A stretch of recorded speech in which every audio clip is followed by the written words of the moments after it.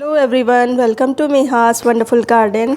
आज है मई की 13 तारीख और मई के मंथ में अपने प्लांट की जेट प्लांट या एलिफेंट बुश या धन का प्लांट जिसको कहते हैं, माना जाता है ये प्लांट जहाँ होता है वहाँ धन की कमी नहीं होती है। तो इस प्लांट की केयर कैसे करनी है, क्योंकि कई दिन से मेरे वीडियो पर लगातार कमेंट आ रहे हैं कि मेरा जेट का प्लांट अच्छा नहीं चल रहा है। तो आप मेरे प्लांट्स देख सकते हैं कितने घने हैं और सिर्फ एक प्लांट से ही ये मैंने प्लांट्स बनाए हैं। और अगर आप इसको ग्रो करना चाहते हैं तो ये मंथ आपका और आगे आने वाला मंथ बहुत ही अच्छा है। आप नर्सरी में 50 रुपए का मुश्किल से ये प्लांट मिलेगा। अगर आसपास में सबसे पहले देखिए, ये प्लांट अगर आपको मिल जाता है तो ज़रा सी स्टिक आप इसकी तोड़ लाएं ऊपर से और रेत में लगा दें। बस इतना सा भी अगर लाएंगे तो वो भी बहुत ही जल्दी बन जाएगा, ग्रो कर लेगा। रूट बहुत ही जल्दी, इवन इसकी पत्तियों में भी रूट आ जाती है। लेकिन अगर ऊपर की टिप भी ले आते हैं बहुत ही जल्दी इसकी कटिंग आपको मिल जाएगी। अब बात कर लेते हैं इसको लगाना कैसी मिट्टी में है। तो मिट्टी आप देख रहे होंगे मैंने अडेनियम प्लांट्स के साथ में इनको रखा है। तो मिट्टी आप ऐसा बनाइए जिसमें पानी बिल्कुल ना रुके। मैं अडेनियम है, ये जेट प्लांट है, इन सब में रेत की मात्रा जो मोरंग होती है उसकी मात्रा मैं ज़्यादा रखती हूँ, जिसके कारण पानी नहीं रुकता। तो जिसके कारण जो प्लांट की रूट है वो हेल्दी बनी रहती है, किसी भी तरह की कोई फंगस का इशू नहीं आता है। और आप इसी के साथ साथ देख रहे होंगे मैंने कुछ जो ईंट होते हैं उनको तोड़ के भी डाला है, जिससे कि कारण थोड़ा मॉइस्चर भी बना रहे। तो ये इस तरह की मिट्टी का आप यूज़ करें, क्योंकि ये एक सर्कुलर फैमिली से बिलोंग करता है तो इसको पानी ज़्यादा नहीं चाहिए। हाँ, इस समय तो बहुत ही जल्दी मिट्टी सूख रही है तो मैं लगातार सुबह शाम इन पे स्प्रे, जो पानी का पाइप से स्प्रे करती हूँ। मिट्टी में बहुत ही कम जो स्प्रे करते हैं उसी के द्वारा जो मिट्टी में पानी चला जाता है, तो बस उतना ही डालते हैं, ज़्यादा पानी हम नहीं इसमें डालते हैं। अब जो सबसे ख़ास बात, इनको अगर आप इंडोर रखेंगे तो ये कुछ दिन तक तो बहुत हरे भरे एकदम चमकदार रहेंगे, पत्तियों में बहुत ही शाइनिंग रहेगी। लेकिन धीरे धीरे करते हुए ये मरने के उस कगार पर आ जाएंगे। तो ये इंडोर प्लांट्स नहीं है। आप इसको वहाँ रखें जहाँ या तो ब्राइट लाइट सन की मिलती हो या कम से कम 4-5 घंटे की सनलाइट इनको डायरेक्ट मिलती हो। तो इससे भी अच्छा है इसको वहाँ रखें जहाँ फुल सनलाइट पूरे दिन की मिलती हो।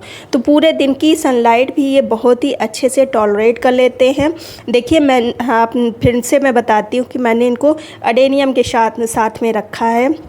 तो अडेनियम तो वहाँ रखे ही जाते हैं जहाँ पर इनको फुल सनलाइट मिले, तो ऐसी जगह पर रखें। अगर आपके पास ऐसी व्यवस्था नहीं है तो ब्राइट लाइट में भी आप रख सकते हैं। अब बात आती है इनके फर्टिलाइज़र की। तो फर्टिलाइज़र के लिए आपको बाहर से कोई भी फर्टिलाइज़र लाने की इनके लिए ज़रूरत नहीं है, चूँकि ये सिर्फ पत्ती ही निकालते हैं।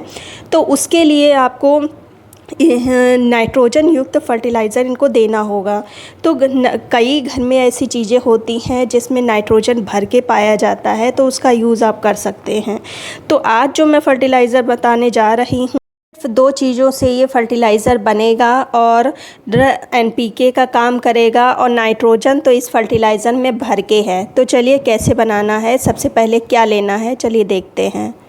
ये देखिए सिर्फ 2 चीज़ों से मैंने ये फर्टिलाइज़र बना के रखा है। ये मुझे अपने जेट प्लांट में डालना है। इस फर्टिलाइज़र से आपके जेट प्लांट की ग्रोथ दुगनी स्पीड से होगी। तो कैसे बनाना है तो चलिए। तो इसके लिए लिया है मैंने सबसे पहले कंडा, और ये कंडा जो है एक का आधा मैंने पीस लिया है और कम से कम 15 प्लांट्स के लिए इतना काफ़ी होगा। ये आपको कंडे वहाँ अगर आसपास कहीं रूरल एरिया है आपका तो आसानी से मिल जाएगा, वरना अगर आपके यहाँ जो दूध देने आते हैं उनसे आप मंगा लीजिए, बहुत ही आसानी से वो ला देंगे। अगर फिर भी ये चीज़ नहीं मिलती है तो आप गोबर की खाद को यूज़ कर सकते हैं। फिर जो दूसरी चीज़ आपको लेनी है ये है चाय की पत्ती। चाय की पत्ती कंप्लीट एनपीके और जो सूक्ष्म मात्रा में न्यूट्रिएंट पाए जाते हैं, तो इन दोनों का यूज़ करना है फर्टिलाइज़र बनाने के लिए। और ये फर्टिलाइज़र मैंने पहले ही प्रिपेयर करके रखा है। तो इसको कैसे देना है, सबसे पहले हम इसको अच्छे से मिक्स कर लेते हैं। अच्छे से इसको हम पहले मिक्स कर लेंगे ऊपर नीचे, और जो इसके नीचे कंडे बचे होंगे तो उसमें फिर से पानी डाल के फिर से यूज़ किया जा सकता है। अब जितने प्लांट्स में डालना है उतना पहले हम निकाल लेंगे। तो ये मैं आधी बॉटल अभी भर ले रही हूँ। और इससे ये देखिए आधी बॉटल मैंने निकाल लिया है। और ये फर्टिलाइज़र आप अपने जेट प्लांट में भी डाल सकते हैं, आप अपने मनी प्लांट में भी डाल सकते हैं, इंडोर प्लांट्स में भी डाल सकते हैं, वेजिटेबल प्लांट्स में भी डाल सकते हैं। बहुत ही अच्छा फर्टिलाइज़र है और बहुत ही कमाल का है। तो इसमें फिर जितना ये फर्टिलाइज़र है उतना ही पानी और हम मिक्स करेंगे, फिर हम अपने प्लांट्स पर दे देंगे। तो धूप बहुत तेज़ है और ऐसे में ही जेट प्लांट बहुत ही अच्छे से ग्रो करता है।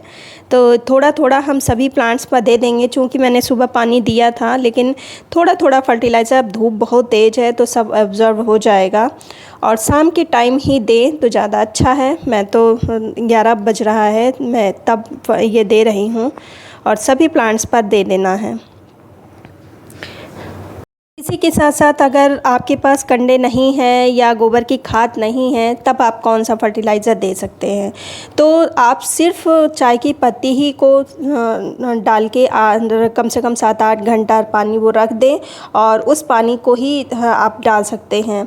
उसमें भी नाइट्रोजन बहुत ही अच्छी मात्रा में पाया जाता है। अगर कॉफ़ी पाउडर हो तो कॉफ़ी पाउडर भी उसमें मिक्स कर दें, और 7-8 घंटे रखें, फिर छान के अपने सभी प्लांट्स पर दे दें। दूसरा जो आप फर्टिलाइज़र दे सकते हैं, वो आजकल जो वेजिटेबल आ रही हैं, ग्रीन वेजिटेबल, तो उनका पील जो निकालते हैं तो उनके जो छिलके होते हैं उसको पानी में डाल दें और कम से कम 7-8 घंटे तक पड़ा रहने दें।